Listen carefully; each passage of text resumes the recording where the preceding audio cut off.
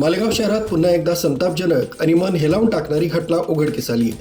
14 वर्षीय निरागस बालिकेचा विनयभंग केल्याप्रकरणी 54 वर्षीय आरोपीस पोलिसांनी अटक केली आहे. हा प्रकार गिरणा धरण परिसरात घडलाय. मिळालेल्या माहितीनुसार शाळेतून घरी जात असताना आरोपीनं त्या अल्पवयीन बालिकेला फूस लावून दुचाकीवर बसवलं आणि तिला थेट गिरणा धरण परिसरात नेलं. तिथं तिच्यावर गैरप्रकार केल्याचं उघड झालंय. परिसरातील काही नागरिकांना हा संशयास्पद प्रकार जाणवताच त्यांनी तत्काळ धाव घेत आरोपीला पकडलं आणि पोलिसांच्या ताब्यात दिलंय. घटनेनंतर धास्तावलेल्या त्या बालिकेची वैद्यकीय तपासणी करण्यात आली. या प्रकरणी मालेगाव तालुका पोलीस ठाण्यात पोक्सो अंतर्गत गुन्हा दाखल करण्यात आलाय. दरम्यान शहरात अशा घटनांची मालिका वाढत असून आठवड्यातील हा 5वा प्रकार असल्यानं संतापाची लाट उसळली. नागरिकांकडून अशा अमानुष कृत्याला कठोरात कठोर शिक्षा झाली पाहिजे अशी जोरदार मागणी केली जाते.